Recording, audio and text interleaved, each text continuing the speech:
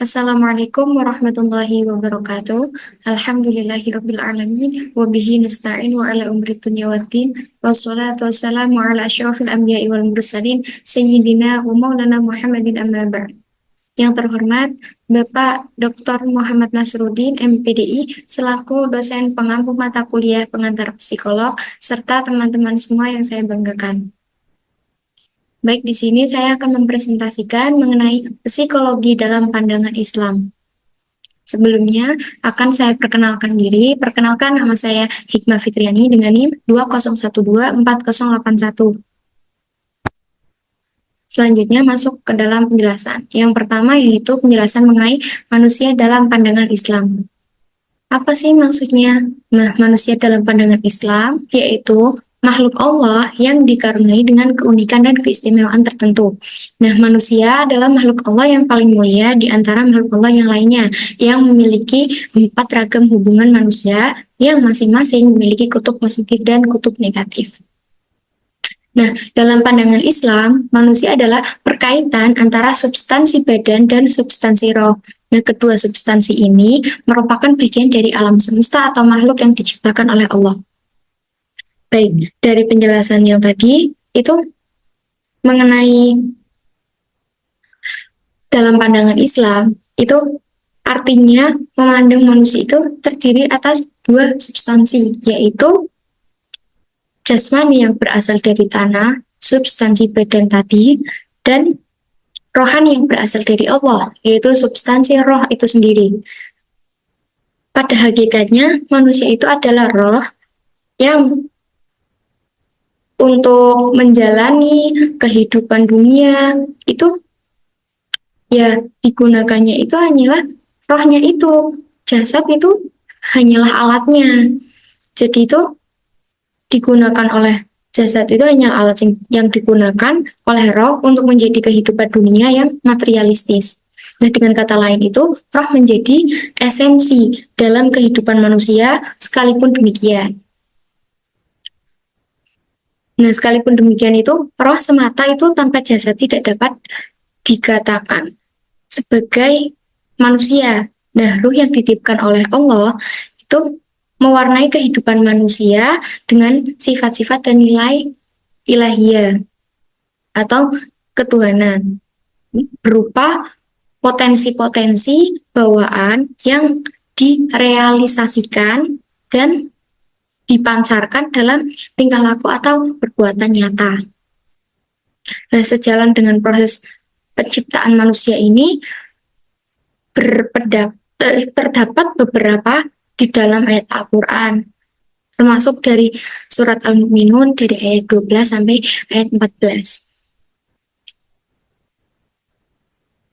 Nah, ragam yang memiliki dari penjelasan yang dalam pandangan Islam tadi, manusia dalam pandangan Islam itu, di situ dijelaskan bahwa makhluk Allah yang lainnya itu memiliki 4 ragam hubungan manusia yang masing-masing itu memiliki kutub positif dan kutub negatif. Nah, manusia ini menurut Bastaman itu meliputi sebagai berikut nih. Sebagai selanjutnya yaitu ini ragam relasi manusia. Yang pertama yaitu hubungan manusia dengan dirinya sendiri. Hal ini tuh ditandai dengan kesadaran untuk melakukan amar ma'ruf nahi mungkar atau sebaliknya dengan mengumbar hawa nafsu. Hal ini itu tertuang dalam Al-Quran surat Ali Imran yang menjelaskan tentang mungkar, amar ma'ruf nahi mungkar, dan satunya yaitu Al-Quran surat As-Sod ayat 6, itu yang menjelaskan tentang hawa nafsu. Next, selanjutnya yaitu yang kedua yaitu hubungan antar manusia dengan usaha membina silaturahmi atau memutuskannya. Nah, membina silaturahmi antar manusia itu telah digariskan dalam ajaran Islam, yang hal ini sesuai dalam Al-Quran surah An-Nisa.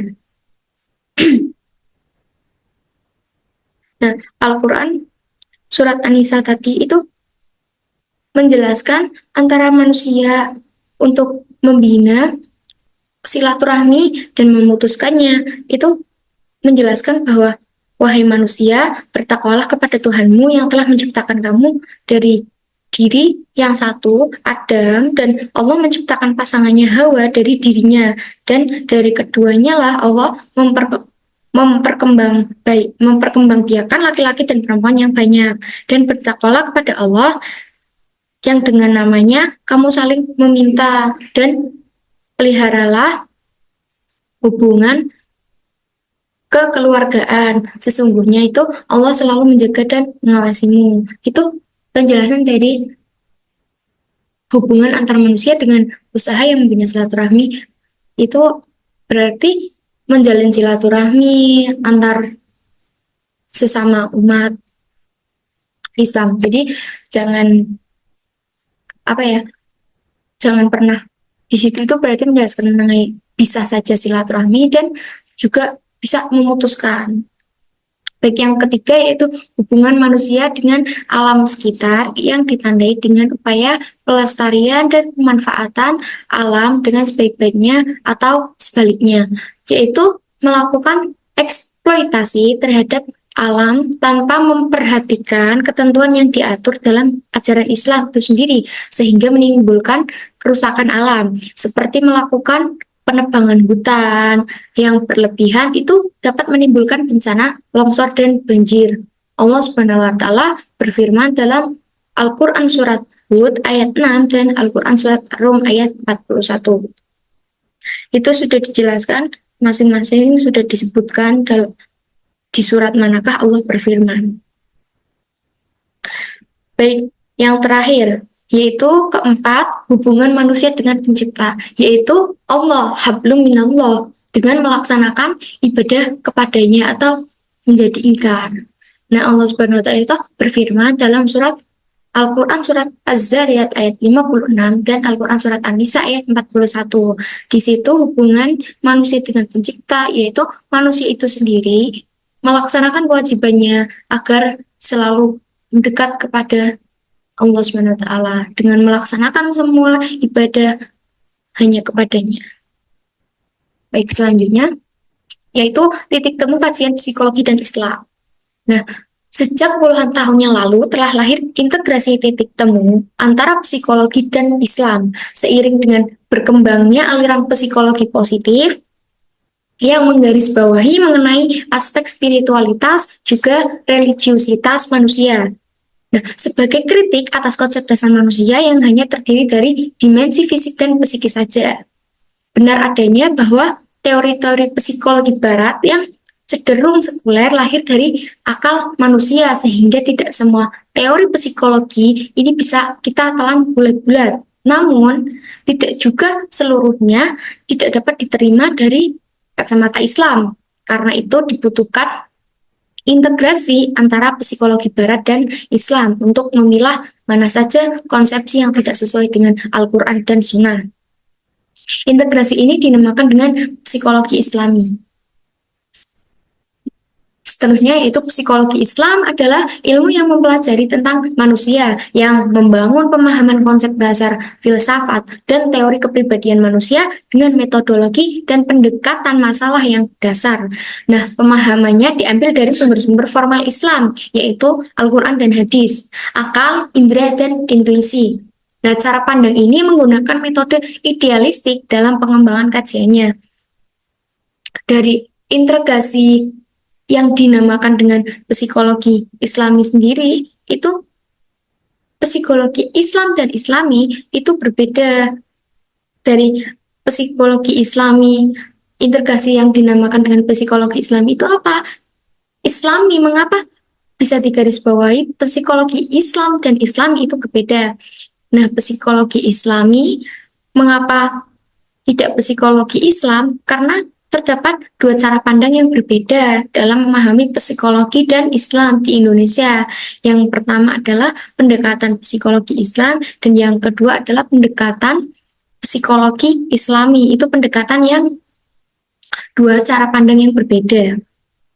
Nah, psikologi Islam itu sendiri itu cara pandang ilmu yang mempelajari tentang manusia, yang membangun pemahaman konsep dasar filsafat dan teori-teori kepribadian manusia dengan metodologi dan pendekatan masalah yang dasar pemahamannya diambil dari sumber formal Islam, yaitu Al-Quran dan hadis. Sedangkan psikologi Islami itu merupakan konsep psikologi modern yang telah disaring dengan prinsip-prinsip Islam dalam Al-Quran dan hadis. Jadi psikologi Islami itu ilmu yang konsepnya itu modern dengan menggunakan prinsip-prinsip Islam dalam Al-Quran. Langsung disaring menjadikan prinsip-prinsip tersebut. Perbedaan dari psikologi Islam dan Islami itu sudut pandangnya sangat berbeda. Selanjutnya, yaitu konsep perkembangan dalam psikologi Islam. Dalam psikologi Islami sendiri, perkembangannya yaitu suatu cabang dari psikologi yang membahas tentang gejala jiwa seseorang, baik menyangkut perkembangan atau kemunduran perilaku seseorang sejak masa konsepsi hingga dewasa. Nah, dalam pandangan Islam, perkembangan manusia haruslah dipandang sebagai satu kesatuan yang utuh dan saling memiliki keterikatan. Ini mengandung arti bahwa setiap perkembangan, baik itu perkembangan fisik, mental, sosial, emosional, itu tidak dapat dipisahkan dan memiliki hubungan yang kuat. Selanjutnya, yaitu teori kepribadian dalam psikologi Islami. Kepribadian menurut Islam adalah kepribadian yang pandangan, sikap, pilihan, keputusan, dan perbuatannya itu sesuai dengan nilai-nilai Islam. Pembentukan kepribadian menurut Islam yaitu suatu usaha untuk membentuk kepribadian seseorang agar sesuai dengan akidah dan nilai-nilai Islam. Yang kedua yaitu psikologi kepribadian dalam pandangan Islam, yaitu sama yang berhubungan dengan tingkah laku manusia dan aspek psikologis yang tidak memisahkan dari nilai-nilai agama Islam. Seperti di atas, itu sesuai dengan akidah dan nilai-nilai Islam, dan ini yaitu yang tidak bisa memisahkan dari nilai-nilai agama Islam. Itu teorinya. Nah, terima kasih. Sekian penjelasan dari saya mengenai psikologi dalam pandangan Islam. Jika ada kekurangan, mohon maaf yang besar-besarnya. Billahi taufiq wal hidayah. Assalamualaikum warahmatullahi wabarakatuh.